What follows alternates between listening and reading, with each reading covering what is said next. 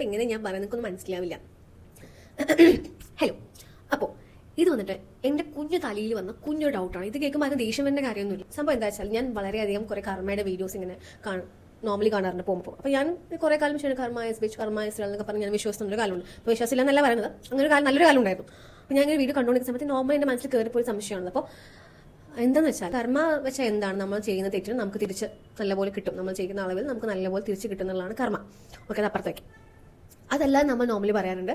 ഈ ലോകത്ത് നടക്കുന്നതെല്ലാം അല്ലെങ്കിൽ സംഭവിക്കുന്നതെല്ലാം എഴുതി വെക്കപ്പെട്ടതാണ്, വിധിയാണ്, അല്ലെങ്കിൽ വിധി എന്നൊക്കെ നമ്മൾ പറയുന്നത്. നടക്കുന്ന യോഗമുള്ള നടക്കുള്ളൂ, അതാണ് വിധി എന്നൊക്കെ നമ്മൾ പറയാറുണ്ട്. അപ്പോൾ ലോകത്തെ എല്ലാം എഴുതി വെക്കപ്പെട്ടതാണ് നടക്കുന്നെങ്കിൽ നമ്മൾ ഈ ചെയ്യുന്ന തെറ്റും നടക്കണമെന്ന് എഴുതി വെക്കപ്പെട്ടതല്ലേ? അങ്ങനെ നടക്കണമെന്ന് എഴുതി വെക്കപ്പെട്ട തെറ്റ് നമ്മൾ ചെയ്തതിന് നമുക്ക് എന്തിനാണ് തിരിച്ച് കർമ്മ തരുന്നത്? അത് നടക്കണമെന്ന് യോഗമുള്ളതല്ലേ? അതാണ് എൻ്റെ ഡൗട്ട്. ഡൗട്ട് മനസ്സിലായോ?